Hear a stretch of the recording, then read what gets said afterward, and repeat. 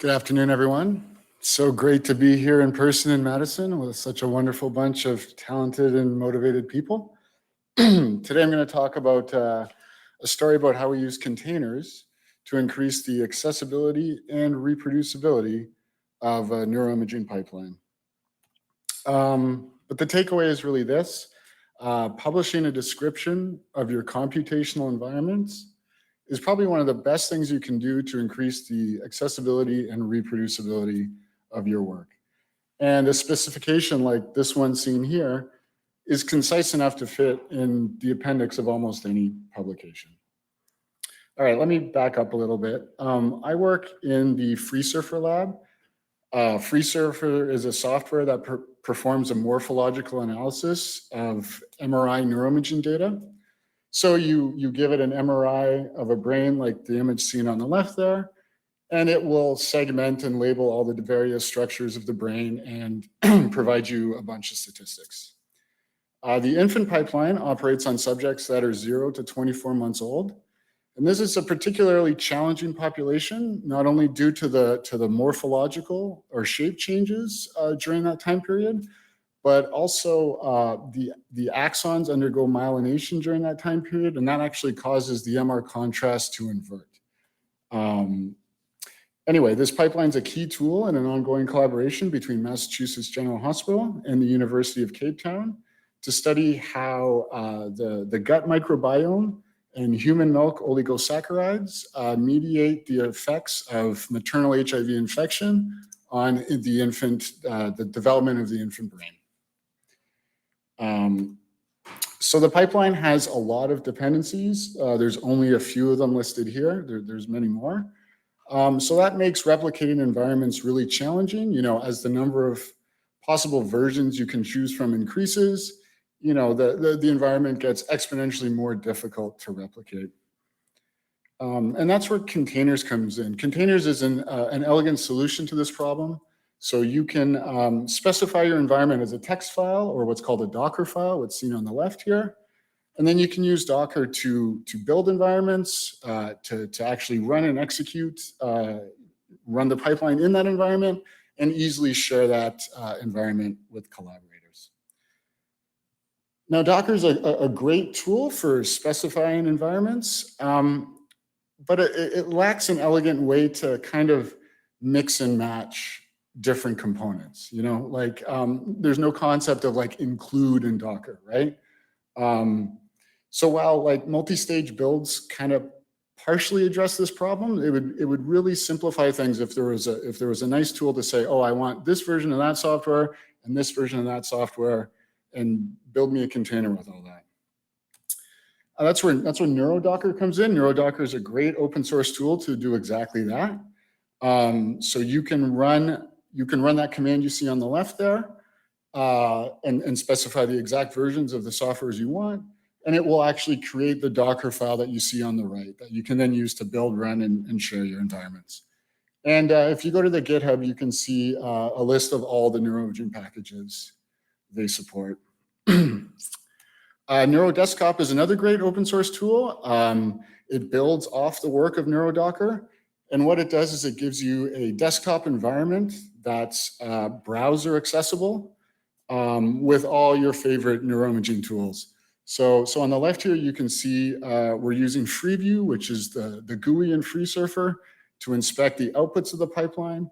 And we're doing that all from inside a web browser. On the right, you can see some of the, just a small set of the neuroimaging applications NeuroDesktop supports. And there's a little terminal snippet for you to get up and running with NeuroDesktop quickly. So, this is only possible because of the thriving open source neuroimaging community. So I'd like to, just thank everyone who contributed to those 3 repos there.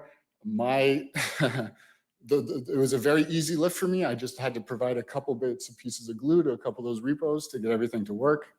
There's more info there at that second link there on how we're using containers to increase the accessibility and reproducibility of this and other pipelines. And I guess I'll end with a question, something I've been thinking about for a while now. you know, if we want to take reproducibility seriously and extend the timescales over which we're interested to, like, say 10, 20, 50, 100 years, I would love to be able to route the Docker daemon through a proxy that caches all the web traffic that occurs when you run Docker build, right? So, you know, when you run Docker build, there's all these web queries, it's pulling down Git repos, it's pulling down binaries. Those are eventually going to go stale, right? So it'd be great if we could cache that and reproduce that later. I got the feeling that's like a really easy job for the right Unix wizard out there who knows how to do that. And if that's you, I'd love to hear from you. Thank you very much. Thank you, Paul.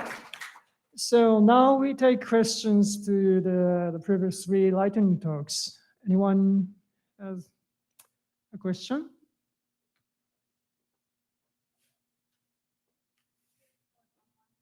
Okay, online question is for, so this one is for Kristen. Okay, it's, oh, wait.